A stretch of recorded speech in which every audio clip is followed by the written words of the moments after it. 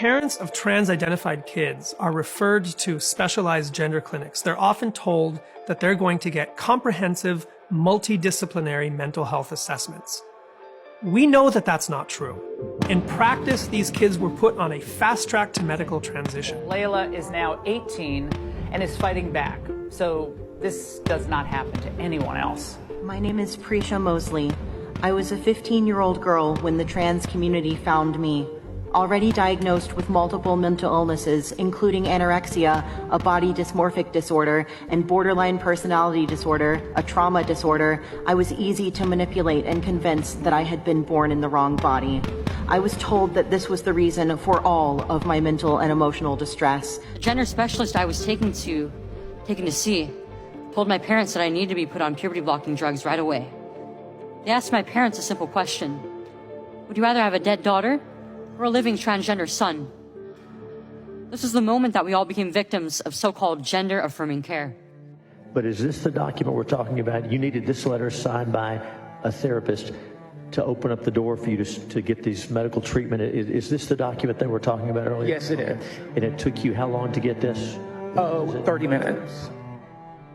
The ideology that has become dominant at these clinics is that trans kids know who they are, and therefore to question them, to ask basic therapeutic questions like, could your gender dysphoria or gender identity have been triggered by some other event in your life? Basic questions of screening are completely taboo in these circles.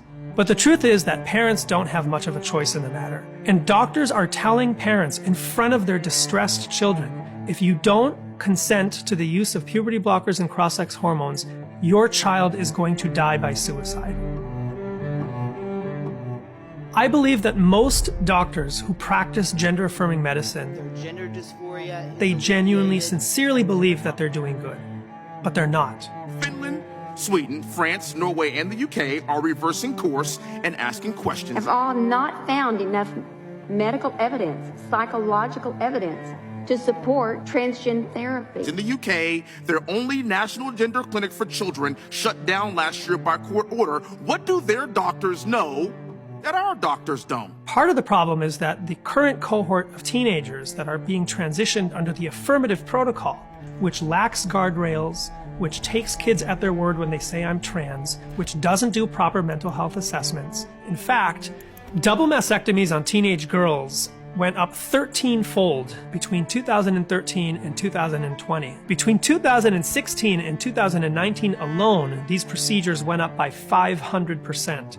A study published in 2022 by researchers who are advocates of gender-affirming surgeries showed that the youngest patient to have received a radical bilateral mastectomy in the United States is 12 years old.